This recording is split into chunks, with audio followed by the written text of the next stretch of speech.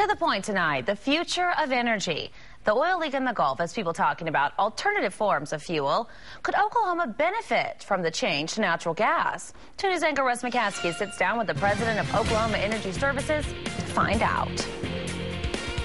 George Tawa joins us today. Thanks for being with us. Thank you, Russ. Tell me a little bit about your company, because everybody wants to talk about the energy sector right now. Tell us a little bit about your company, and I know you guys have hit a big milestone. So let's talk about that. We formed our company in November of 2002. Which is? Oklahoma Energy Services, Inc. We formed it in November of 2002, my wife and I. We started our first sales in March of 2003. And it coincided with the lowering of the volume thresholds that allowed customer choice in Oklahoma to customers who were consuming less than or more than 1,000 decatherms a year. Right.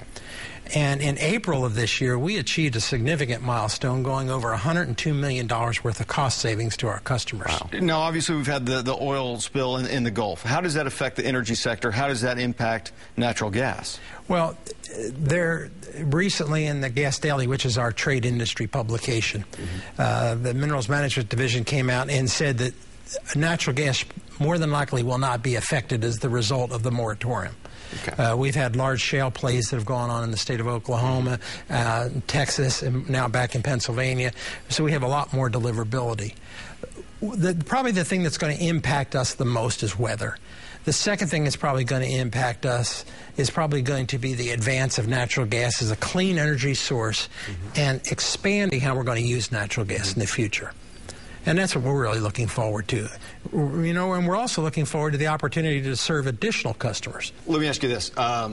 When it comes to the energy sector, is an oil spill in the Gulf, does that kind of make people think maybe we do need to be doing more with natural gas and less with crude oil?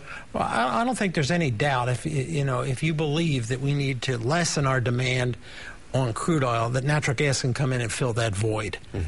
I think another thing that we need to also realize is that as it fills that void, maybe the prices we're experiencing today may not be the prices we experience tomorrow.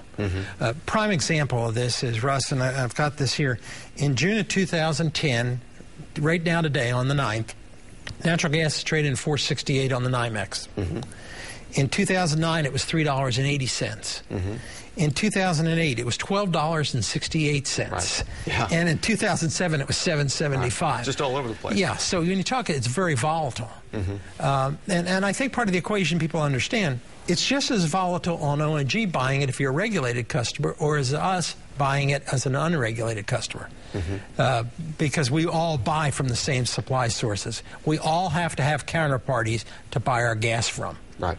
Does it matter when you buy the gas? Some people say, well, if you place an order, you know, a lot earlier and then the prices go down, people are like, well, why am I paying a higher rate? Well, unfortunately, gas is a commodity that if you buy it today, you're going to have to consume it today or you're going to have to store it.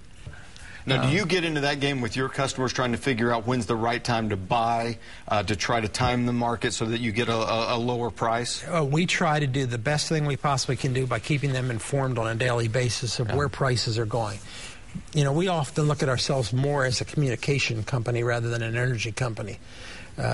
We do not believe in the fire drill method. And the fire drill method is that, you know, you get this guy in and knocks on your door and says, today's the day, you got to do it today. Right. We don't believe in that. We believe in a philosophy whereby we give our customers that want to get it every day a daily letter. And it tells them exactly where prices are so that you get a sense in your mind of where the costs are going to be. Right. So that when you do decide that it makes sense to lock in, you're locking in based on a knowledge base rather than somebody that's knocking on the door. Sure.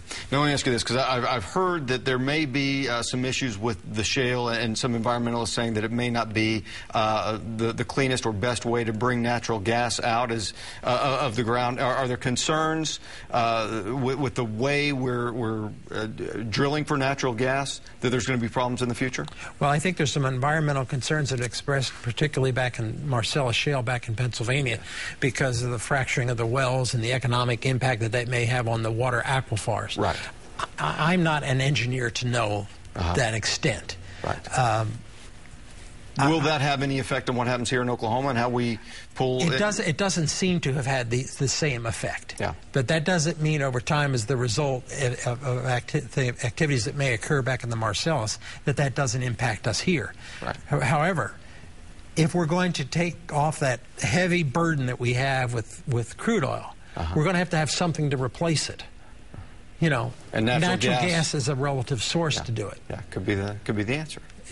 Something has to be the source. Either that or we just stop. Yeah. You know.